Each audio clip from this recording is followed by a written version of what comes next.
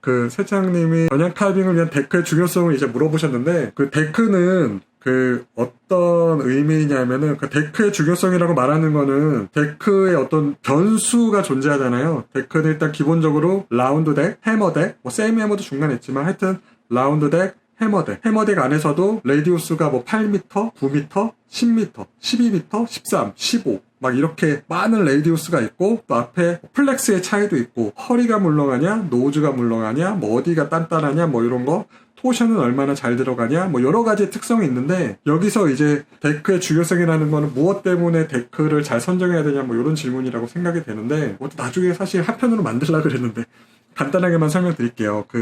일단 라운드 덱과 해머 덱의 차이는, 가장 큰 차이는 유효 웨지의 차이라고 생각할 수 있는데, 저는 사실 유효 웨지의 차이도 크지만 레이디우스의 차이가 큽니다. 레이디우스, 그러니까 턴 반경의 차이가 큰데, 전혀 카빙 하시던 분들 땅콩 데크, 라운드 덱 가지고 다 잘 타시잖아요. 그 이유가 땅콩 덱이라서 안 되는 게 아닙니다. 안 되는 건 아니지만, 땅콩 덱을 하게 되면, 물론 레이디우스만의 차이는 아니에요. 다른 여러 가지 것도 있어요. 유효 웨지도 상당히 크고, 그리고 또 어떤 게 있냐면, 라운드 덱이, 이건 다음에 말씀드리겠습니다.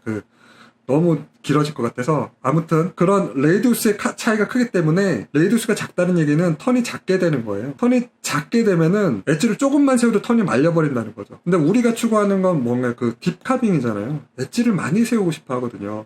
근데 턴 반경 7m짜리 가지고 엣지를 많이 세우게 되면 어떻게 되냐면은, 완전 퓨어한 카빙을 한다고 생각하면 7m, 그러니까 7m짜리 턴이 되는 게 아니라, 턴 반경이 7m짜리가 되는 게 아니라 2m, 3m짜리가 되는 게 사실은 이상적인 퓨어 카빙의 턴 반경이에요.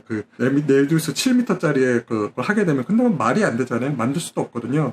그러면 고수분들은 왜 그게 잘 되는 거냐? 그거는 이제 데크를 어느 정도 컨트롤할 줄 아니까 적당한 슬립을 만들면서 타는 겁니다. 라운드 덱은. 그런데 우리는 지금 그런 거를 만들 만한 어떤 테크닉이나 그런 게 없잖아요. 초보분들은. 그렇기 때문에 해머덱으로 적당히 턴 반경은 크되, 그렇다고 내가 엣지를 지금 당장에 뭐 60도 70도 세울 수 있는 상황이 아닌데 12m 이상, 뭐 15m 이런 걸 타게 되면은 엣지가 세우기 전에 바로 넘어집니다. 속도를 기본적으로 빠르게 해야지만 엣지를 세울 수가 있는데, 내가 지금 겁이 나는데, 내 포지션을 만들기가 두려운데 그걸 어떻게 할 수가 있겠어요. 그렇기 때문에 저는 초보분들은 턴 반경을 한 9m 내지 10m 정도에서 입문하시는 거를 추천드리고, 저희가 잘 알고 있는 데크, 입문용 데크, 뭐 입문용 덱이라고 누가 정의한 건 아니지만 모두가 타고 있는 초보자분들이 타는 거 뭐가 있죠? 데스페라도, 그리고 요즘에 요넥스의 요넥스 데크, 일본 데크, 그리고 도넥, 그리고 요즘에 조금 이슈가 되고 있는 에노, 그런 것들에 보면은 심학이죠. 그쵸? 심학. 그런 것들 보면 턴 반경이 대부분 9m 전후예요. 도넥 같은 경우도 노즈 쪽이 9m, 테일은 뭐 10m 넘는 경우 있지만, 사실 턴의 반경은 노즈에 결정되는 경우가 더 노즈의 영향을 더 많이 받습니다. 노즈형을 더 많이 받기 때문에 9m에서 한 11m짜리 데크라고 하면은 한 10m보다는 좀 작은 턴 사이즈가 보통 나와요. 그래서 그런 것들을 생각하면 입문용으로 도넥, 그런 데스페라도, 시마, 그런 것들이 적당합니다.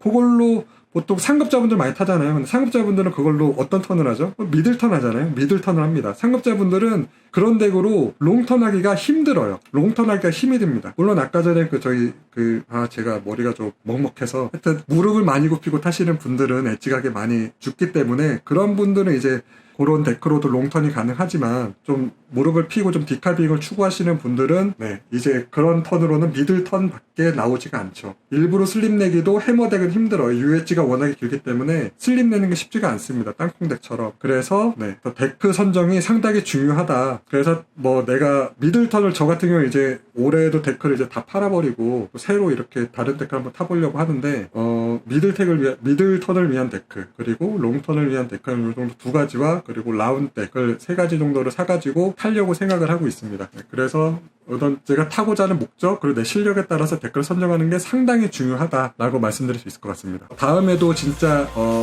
오늘만큼 알찬, 사실은 오늘보다 더 재밌는 내용을 가지고 이론 강습 시간을 만들어 보도록 하겠습니다. 정말 감사하고요. 오랜 시간 수고하셨고, 이렇게 이론 강습 같은 경우에 이거 좀 알람 설정하는 게 좀 중요하거든요. 알람 설정을 해 놓으셔야지 이론 강습을 했을 때 이론 강습이 떴다라는 사실을 들을 수가 있어요. 이론 강습이 떴다라는 사실을 들으려면 알람 설정을 해놓으시고 그걸 이제 주요한 알람이 아니라 전체 알람을 해놓으셔야지만이 이런 이론 강습을 이렇게 라이브로 질문도 많이 받고 답변해드리는 형태로 해드릴 수 있으니까 알람 설정 해놓으시면 좋을 것 같고요. 오늘 우연히 보셔서 들어오신 분이 아마 상당히 많을 거예요. 아마 수고하셨고요. 다음 시간에 또 찾아뵙도록 하겠습니다. 오랜 시간 수고하셨습니다. 네, 감사합니다.